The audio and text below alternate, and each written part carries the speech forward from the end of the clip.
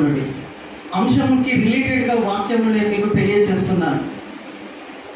ప్రియమైన వాళ్ళ సమస్యలు, ఇరుకులు, ఇబ్బందులు, ఉపశములు ఇవి ఉన్నటువంటి సమయాలలో కూడా మన యొక్క ఫోకస్, మన యొక్క దృష్టి, మన ఆలోచించే విధానం దేవుని పైన ఫోకస్ పెట్టుకుంటే, వాక్యం పైన కేంద్రీకరించుకుంటే, హల్లెలూయా,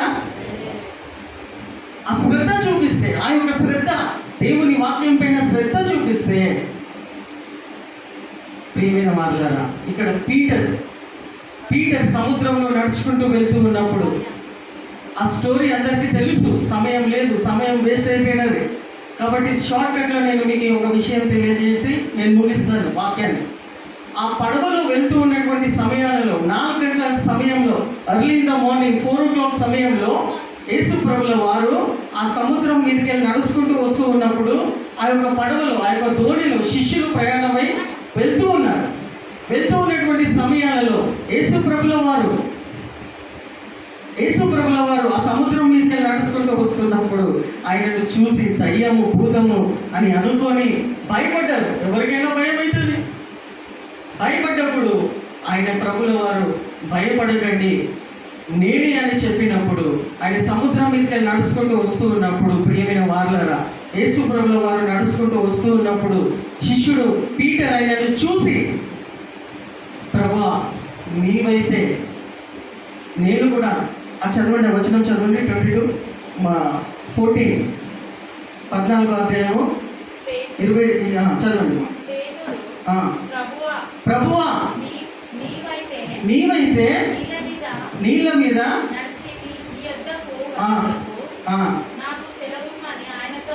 మన చదువు. ప్రభువా ఇది నీవైతే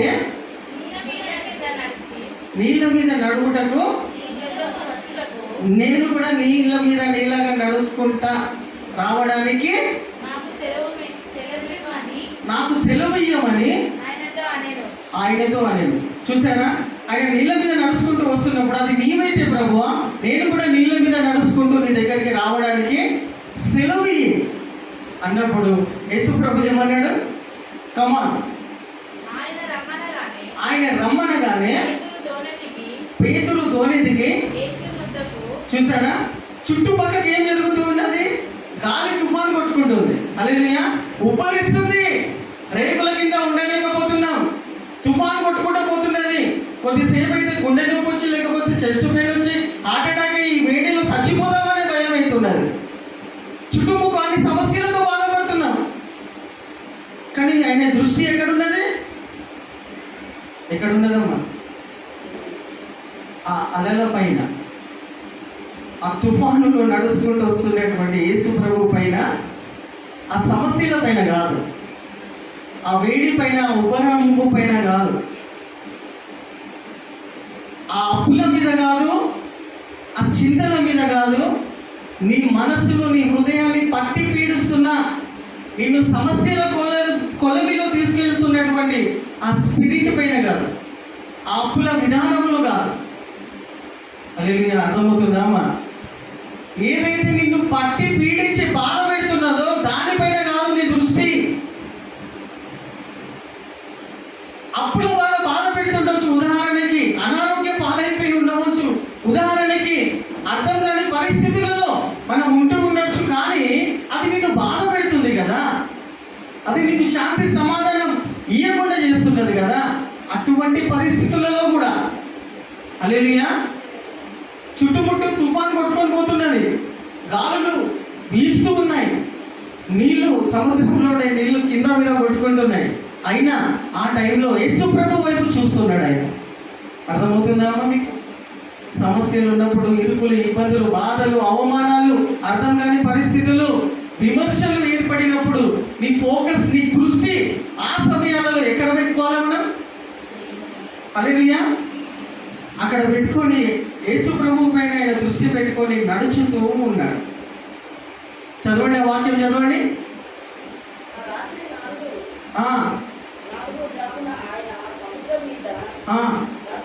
నడుచుచు వారి యొద్దకు వచ్చెను.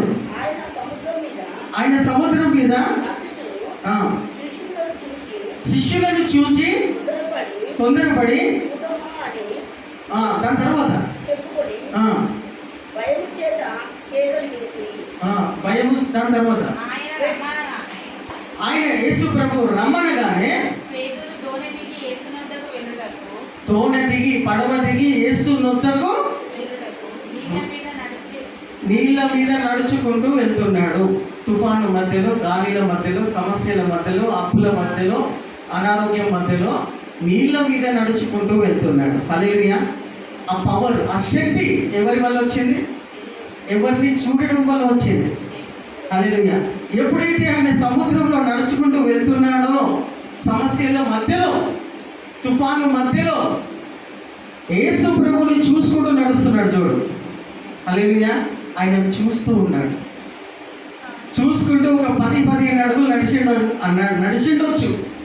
ఇక్కడ నుండి ఆ షెడ్ అంత దూరం నడుచుకుంటూ, అబ్బా నేను నీళ్ళ మీద నడుస్తున్నా, సమస్యల మధ్యలో, తుఫాను మధ్యలో, అలల మధ్యలో, ఇరుకుల మధ్యలో, నన్ను బాధ పెడుతున్నటువంటి ఈ మిస్లీడ్ చేస్తున్న స్పిరిట్ మధ్యలో, నన్ను కించపరుస్తున్నటువంటి ఈ చెడు అలవాటు మధ్యలో నేను నడుచుకుంటూ వెళ్తున్నా.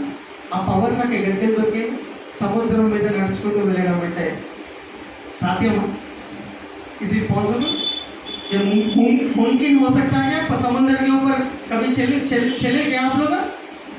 हो सकता है क्या? ये पावर किधर से मिला उनको? He is focusing on Jesus Christ. హల్లెలూయా.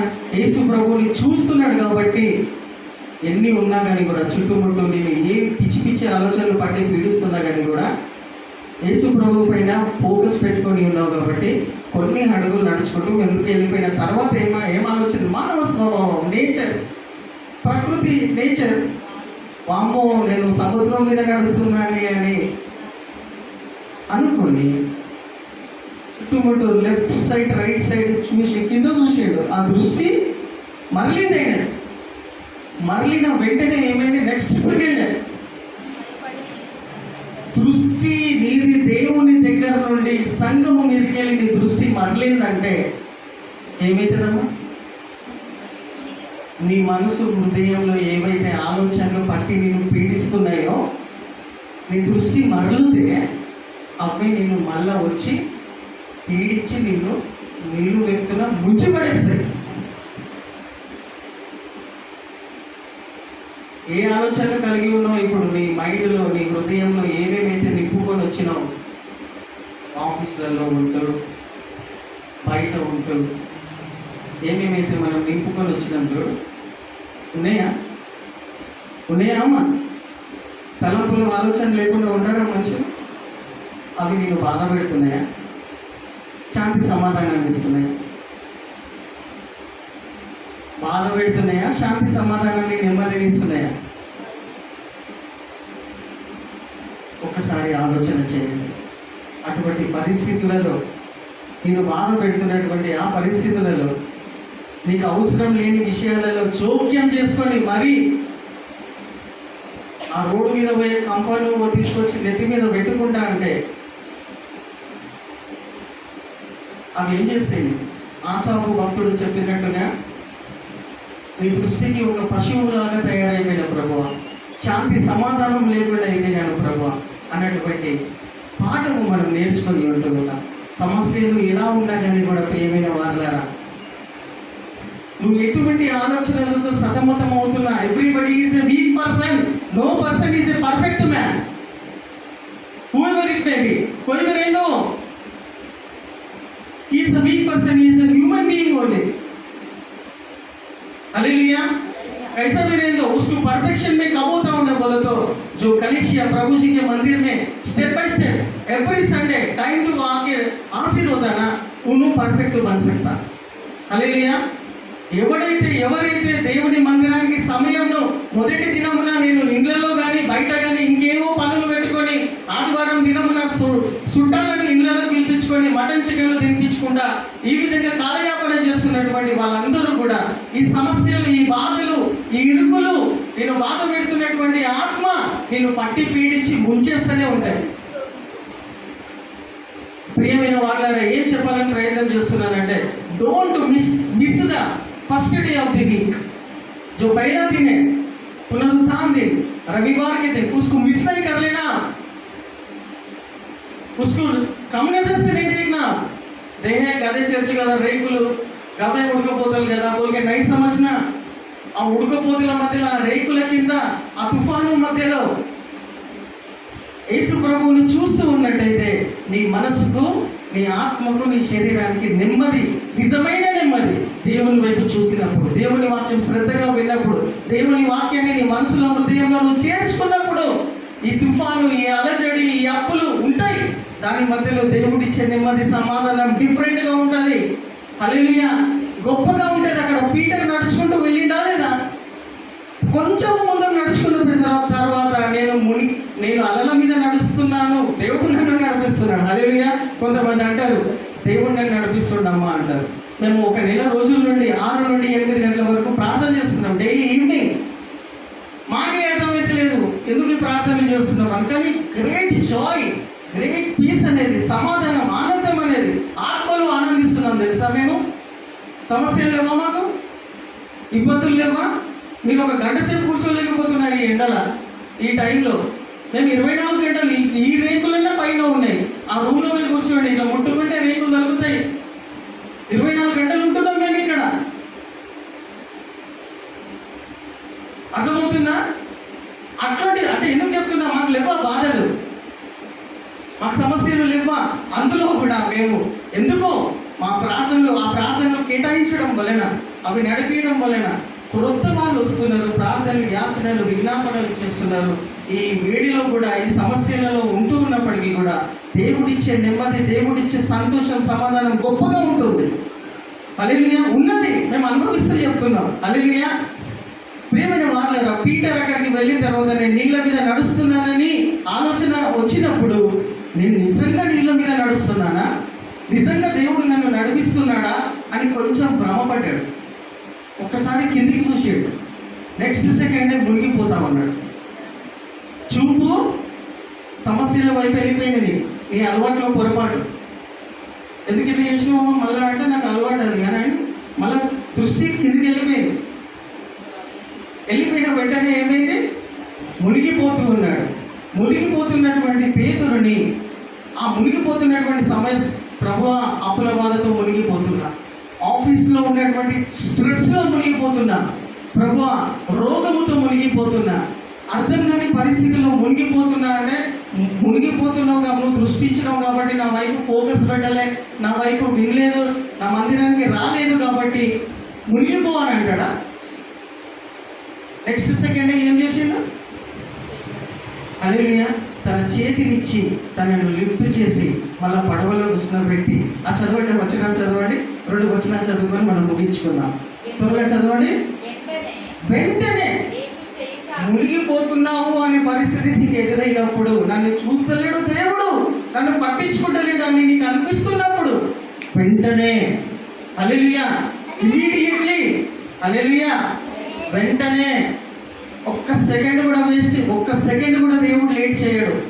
మనకు అనిపించదు, అది మనకు కనిపించదు, మనకు అనిపించదు, ఎందుకంటే మన ఆత్మీయ ఎదుగుదల అంతంత మాత్రమే ఉన్నది కాబట్టి మనకు అనిపించదు।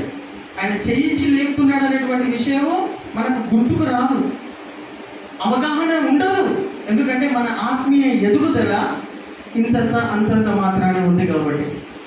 వెంటనే యేసు చెయ్యి చాపి వెంటనే అతన్ని పట్టుకొని ఏమంటున్నాడు? అల్ప విశ్వాసి, చూసారా? అల్ప విశ్వాసులారా ఎందుకు సందేహపడుతున్నారు అతనితో చెప్పి,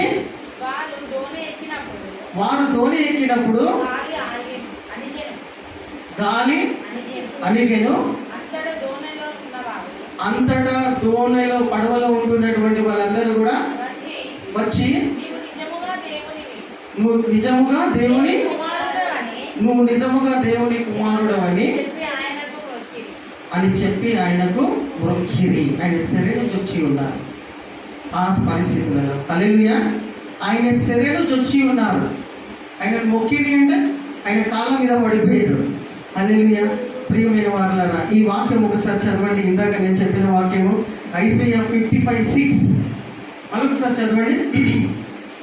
యెహోవా మీకు దొరుకు కాలము నందు ఆయనను వెతుకుడి. హల్లెలూయా. దేవుడు ఎక్కడ అవైలబుల్గా ఉంటాడమ్మా? దేవుడు నీకు ఎక్కడ దొరుకుతాడు? ఎక్కడ దొరుకుతాడు? నేను ఎక్కడ ఉంటే అక్కడ ప్రార్థన చేస్తే వస్తాడు అనే గొప్ప విశ్వాసం ఉంటే చాలు. ఉంటే గొప్పదే అది. కానీ దేవుడు ఆలయం అనేది ప్రతిష్ఠించుకున్నాడు కాబట్టి, మందిరం అనేది ప్రతిష్ఠించుకున్నాడు కాబట్టి, దేవుడు దొరుకు కాలమందు ఆయనను వెతుకుడి. హల్లెలూయా. నీకు అవైలబుల్గా నీకు అందుబాటులో ఉన్న సంఘమునకు నువ్వు విశ్వాసులను, సేవకుల ముఖాలు చూసి కాదు, వాళ్ళు బలహీనులే. దేవుని మందిరానికి వెళ్ళి నువ్వు శరీరం వచ్చి ఉన్నప్పుడు నీకేం కలుగుతుంది? నీకు లాభం చేకూర్చబడుతుంది, నీకు సమాధానం దొరుకుతుంది, నీకు మంచి జరుగుతుంది. ప్రియమైన వాళ్ళరా, దేవునికి సమీపంగా ఉండుట నాకు మేలు కలుగును. హల్లెలూయా. దేవునికి సమీపంగా ఉండటం వలన నాకు ఏం కలుగుతుంది? మేలు కలుగుతుంది అని చెప్తూ ఉన్నాడు. ప్రియమైన వాళ్ళరా, ఇంకెన్నో వచనాలు ఉంటూ ఉండగా నేను ఇక్కడ ముగించి నేను మీకు ఒకటే తెలియజేస్తూ ఉన్నాను. ఈ వాక్యంలో బట్టి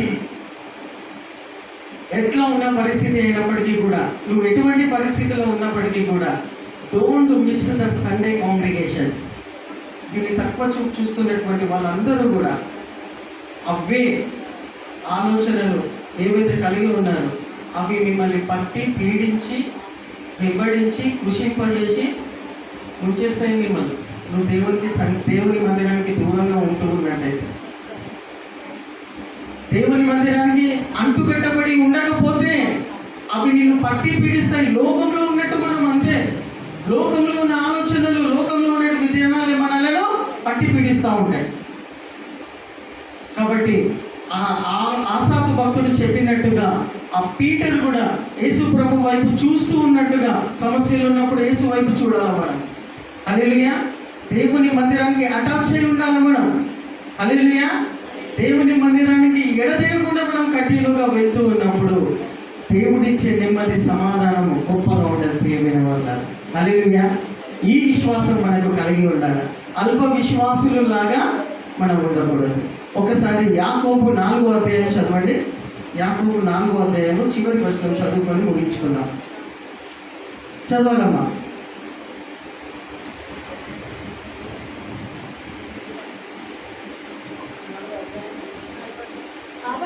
కాబట్టి మేలైనది చెయ్యనెరిగిలో అలాగూ చేయువానికి పాపము కలుగునా.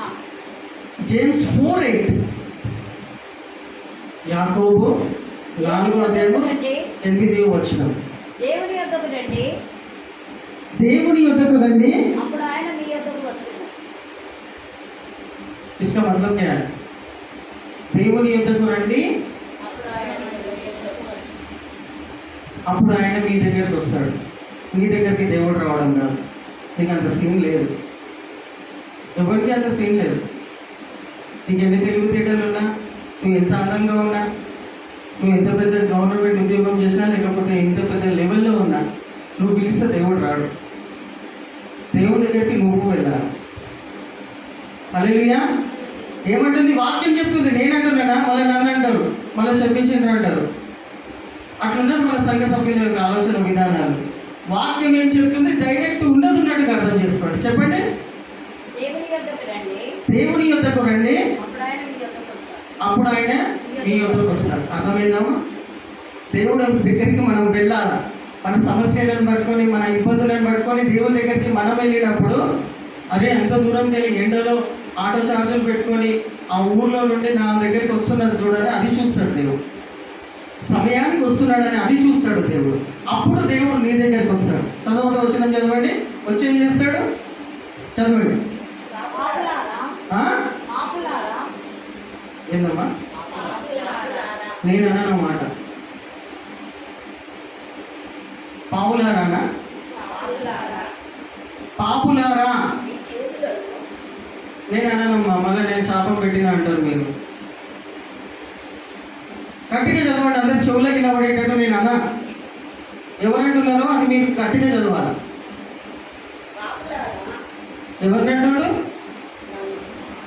ఒక పర్మనెంట్ ఉన్నట్ట. వెరీ గుడ్, చప్పట్లు కొట్టండి. ప్రియులది వాక్యం అది స్పష్టంగా పిలుస్తుంది. ఏ పాపి పాపను రాదా అని పిలుస్తుంది. ఓ పాపి ఇటు రానంటాడు. ఎవరు? రాజ్ కుమారా? వాక్యం ఓపెన్ గా పిలుస్తుంది. ఏ పాపులారా, నేను మందిరానికి ఎండల రేకుల కింద కూర్చొని ఉప్పరం పడుకుంటూ ఇంతగానో నేను ఉంటే నన్ను పాపి అని పిలుస్తున్నాడు ఆయన. నేను ఇంకోసారి ఆ చర్చికి అస్సలే పోను. నా ఒక్కటే చర్చ్ ఉండదా? మస్తు సంఘాలు ఉన్నాయి. యూట్యూబ్ ఓపెన్ చేసుకుంటే చాలు, గొప్ప గొప్ప ప్రసంగాలు వింటా. ఆ సంఘానికి వెళ్ళి వాళ్ళతో అనిపించుకోవడం పాపిని అనేటువంటి వాళ్ళు కూడా ఉన్నారు కొంతమంది, అందరు కాదు. పాపులారా మీ చేతులను శుభ్రం నేనంటలేను, మీ చేతులను చేసుకోండి. మీ చేతులని శుభ్రపరచుకోండి అమ్మా. అపవిత్రంగా ఉన్నాయంట అవి. మనసులారా ఎన్ని సోపులు పెట్టుకొని కట్టుకొని ఎన్ని షాంపూలు వేసుకొని వచ్చినా కానీ కూడా నీ చేతులు శుభ్రంగా లేవంట. చేతులు అంటే ఏంది? నీ పనులు. చేతులు దేనికి సూచిస్తాయి? దాని మీనింగ్ ఏంటంటే పనులు. నీ పనులు బాగాలేవు అమ్మ, నీ గుణగణాలు బాగాలేవు. కాబట్టి పాపులారా నీ చేతులను కడుక్కోండి. మరియు మనస్కులారా మీ హృదయములను పరిశుద్ధపరచుకోండి. ద్వి మనస్కులారా, యూ डबल माइंडेड पीपल तो सोचते रहते सांप को तो सांप का ज़ुबान कितना रहता? एक रहता सांप. सांप मालूम है? स्नेक. పాముకి ఎన్ని నాలుకలు ఉంటాయి? ఎప్పుడైనా ఇట్లా అంటది అది. మనం ఇట్లంటే ఏమొస్తుంది? ఒకటే నాలుగు వస్తుంది. పాముకి ఎన్ని ఉంటాయి? 2. कभी ऑब्जर्व करें आप लोग? हाँ, स्नेक सांप को 2 जुबान रहता. ఎవరికి ఉన్నాయి రెండు? మనకు సార్ చూడండి, ఇంట్లో यूट्यूब की చేతిలో ఉన్నాయి కదా ప్రపంచం. दुनिया तुम्हारे मुट्ठी में है, ओपन करके देख लो एक बार, घर को जाके. थोड़े सांपों को एक ही रहता, उसको भी 2 रहता, लेकिन दिखता नहीं. रियलिस्टिकली दो जुबान रहता हो. देख लो, घर को जाके ऑब्जर्व करो. टाइम नहीं है मेरे को. यहाँ पर क्या बताना चाह रहा हूँ बोले तो, दी मनस्कुलारा, यू डबल माइंडेड पीपल, दो आलोचना करने वाले पापी लोग. పాపులారా, 2 ఆలోచనలు ఎందుకు చేస్తున్నారు మీరు? చర్చికి పోవాలన్నా వద్దా, చర్చికి పోవాలన్నా వద్దా, చర్చికి పోవాలన్నా వద్దా, ఇదొక ఆలోచన చేస్తుంది. చర్చికి ఎందుకు పోతాం? రేకుల కింద, ఫ్యాన్ల కింద, ఆ ఇంట్లోనే కూర్చొని, కూలర్ కింద కూర్చొని యూట్యూబ్ చూసుకుంటూ ఎక్కడ లేని భక్తి ఆ టైంలలో తెచ్చుకుంటే సరిపోదా? చర్చికి పోవాలని ఆలోచిస్తున్నావు, మళ్ళీ ఆడ కూర్చొని యూట్యూబ్ చూసుకోవాలని ఆలోచిస్తున్నారు. ద్వి మనస్కులారా, you double minded people.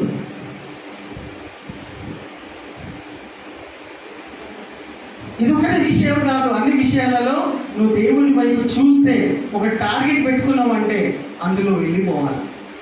Double minded పీపుల్గా ఉంటాడు. హల్లెలూయా. చదవండి, వాక్యం చదువుకొని మనము లేచి నిలబడి ప్రార్థన చేసుకుందాం. అందరం లేచి నిలబడి ప్రార్థన చేసుకుందాం. మీ హృదయములను ఎట్లా పరిశుద్ధపరచుకుంటారు? దేవుని మందిరానికి వచ్చి దేవుని వాక్యం ద్వారా దేవుడు పెట్టిన విధానంలో మనం ఉండాలి. దేవుడు పెట్టిన విధి విధానం ఏంది? అపుస్తుల బోధ యందును, సహవాసం అందును, రొట్టె విరిచిన యందును, ఎడదెగక ప్రార్థన చేయుట అందును. ఇది దేవుడు పెట్టిన విధానంలోనికి మీరు రావాలి, మనము వెళ్ళాలి. హల్లెలూయా. అర్థమవుతుందా? మనము వెళ్ళినప్పుడు ప్రియమైన వాళ్ళ మన ద్వారా దేవుడు గొప్ప గొప్ప కార్యాలు జరిగిస్తాడు. అప్పుడు మన హృదయము శుద్ధమవుతుంది, పవిత్రపరచబడుతుంది, చేతులు కడగబడతాయి దేవుని దగ్గరికి వచ్చినటువంటి వాళ్ళు. కాబట్టి లేచి నిలబడి ప్రియమైన వాళ్ళారా, యెహోవా మీకు దొరుకు కాలమందు ఆయనను వెతుకుడి. ఆయన సమీపంగా ఉన్నాడు మనకు. ఆయన మనకు సమీపంగా ఉన్నప్పుడు మనం ఆయన దగ్గరికి వెళ్ళాలి. హల్లెలూయా. లేచి నిలబడి దేవుని వాక్యం ద్వారా కొన్ని నిమిషాలు పరదాసు చేయండి. కొన్ని నిమిషాలు తూపైనా బయటికి వెళ్ళకండి. ఇక్కడ ఈ బ్రేక్ తీసుకోకండి. మీరు మీ చేతులు పైకెత్తి దేవుడు వాక్యం ద్వారా నీతో మాట్లాడితే నువ్వు ఎటువంటి పరిస్థితిలో గుజరాయిస్తున్నావు, कैसी समस्या से, कैसे परिष्कार में, कैसा स्थिति में तुम लोग हैं, एक बार सोच लो. आपके हाथों ऊपर लिफ्ट करिए एक बार आकाश के तरफ. आपके हाथों ऊपर करते हुए या పీటర్ దేవుని వైపు చూస్తూ ఉన్నట్టుగా దేవుడు సమీపంగా ఉంటూ ఉండగా